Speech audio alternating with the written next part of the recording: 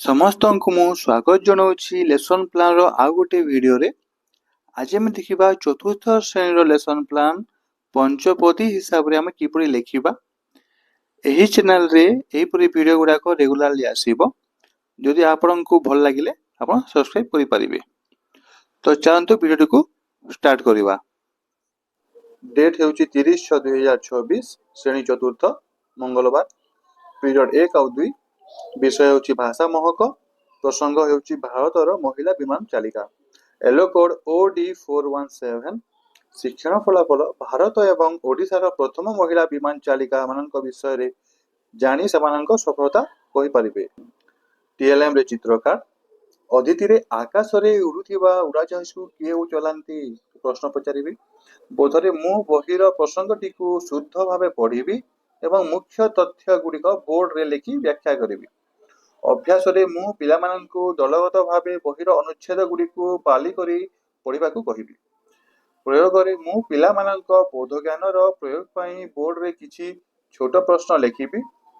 ପ୍ରସାବରେ ତୁମେମାନେ ବଡ଼ ହେଲେ କ'ଣ ହେବାକୁ ଚାହୁଁଛ ସେ ବିଷୟରେ ଲେଖି ଆଣିବା ପାଇଁ କହିବି। 3 ଆଉ 4 ନମ୍ବର ପିରିୟଡ଼ ହେଉଛି ଆମ ବିଚିତ୍ର ବିଶ୍ୱ। ପ୍ରସଙ୍ଗ ହେଉଛି ଏକତ୍ର ବାସ କରିବା। ELO code E402। ଶିକ୍ଷଣ ଫଳାଫଳ ଶିକ୍ଷାର୍ଥୀମାନେ ଗୋଷ୍ଠୀଗତ କାର୍ଯ୍ୟର ଆବଶ୍ୟକତା ବୁଝି ବନ ମହୋତ୍ସବ କରିବାର ଗୁରୁତ୍ୱ ବିଷୟରେ ଜାଣିବେ।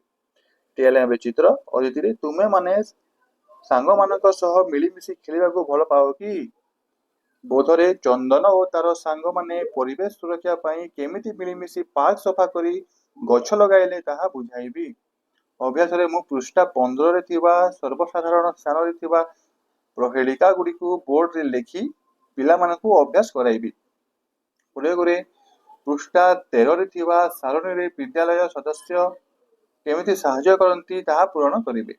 ପ୍ରସାରେ ତୁମ ପରିବାରରେ କୌଣସି ପର୍ବପର୍ବାଣୀ ସମୟରେ କିପରି ପରସ୍ପରକୁ ସାହାଯ୍ୟ କରନ୍ତି ଲେଖି ଆଣିବା ପାଇଁ କହିବି।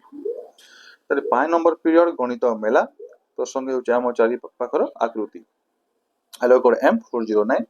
ଶିକ୍ଷଣ ଫଳାଫଳ ଛାତ୍ରଛାତ୍ରୀମାନେ ଦୁଇଟି ରେଖାର ମିଳନ ବିନ୍ଦୁରେ କୋଣ ସୃଷ୍ଟି ହେବାର ମୌଳିକ ଧାରଣା ବୁଝିବେ। TLM GK kit. ତାପରେ ଅଦିତିରେ ମୁଁ ଶ୍ରେଣୀରେ ପିଲାମାନଙ୍କୁ କିଛି ଯୋଗ ଆସନର ଭଙ୍ଗୀ କରି ଦେଖାଇବି ଏବଂ ଶରୀରର ବିଭିନ୍ନ ଅଙ୍ଗ ମଧ୍ୟରେ ସୃଷ୍ଟି ହେଉଥିବା ଆକୃତି ବିଷୟରେ ପଚାରିବି। ବୋଧରେ ମୁଁ ପ୍ଲାଷ୍ଟିକ ନଳୀ ଓ କାଗଜ ଖଣ୍ଡ ସାହାଯ୍ୟରେ କୋଣର ପ୍ରକାର ଭେଦ ପ୍ରଦର୍ଶନ କରି ବ୍ୟାଖ୍ୟା କରିବି। ଅଭ୍ୟାସରେ ମୁଁ ବହିର ପୃଷ୍ଠା 10 ଓ 11ର ଚିତ୍ର ଗୁଡ଼ିକୁ ବ୍ୟବହାର କରି କୋଣ ଚିହ୍ନିବାର ଅଭ୍ୟାସ କରାଇବି।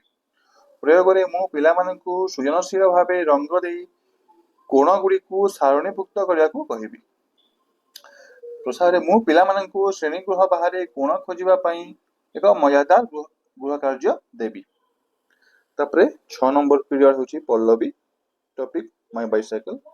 Yellow code EN404। ଶିକ୍ଷଣ ଫଳାଫଳ understand primary safety rules like wearing a helmet.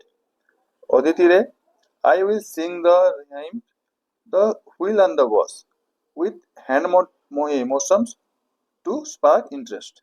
ବୋଧରେ I will read the poem by my bicycle two times which students listen with their book closed. ଅଭ୍ୟାସରେ I will guide interactive peer practice and reading drill. ପ୍ରୟୋଗରେ I will direct students to work independently on their textbook layout task. ପ୍ରସାବରେ go home, open your textbook to page 11 and draw a neat bicycle in the blank box. ତାପରେ 7 number ଇନ୍ଦ୍ରଧନୁ। ପିଲାମାନେ ପଞ୍ଚତନ୍ତ୍ର କାହାଣୀର କ୍ରମିକ ଘଟଣା ଗୁଡ଼ିକୁ ଓଡ଼ିଆରେ ପଢ଼ି ବୁଝିପାରିବେ। ଏଇଟା ଶିକ୍ଷଣ ଫଳାଫଳ। ଅଦିତିରେ ଜଙ୍ଗଲର ରାଜା କିଏ ଏଭଳି ପ୍ରଶ୍ନ ପଚାରିବି। ବୋଧରେ ମୁଁ ବହିର ଚିତ୍ର ସହ ଥିବା କାହାଣୀକୁ ନାଟକୀୟ ଢଙ୍ଗରେ ପଢ଼ି ବୁଝାଇବି। ଅଭ୍ୟାସରେ ଦୁଇଟି ଦଳ ଗଠନ କରି ଗୋଟିଏ ଦଳକୁ ସିଂହ ଓ ଅନ୍ୟ ଦଳକୁ ଠେକୁଆର ଅଭିନୟ କରାଇବି।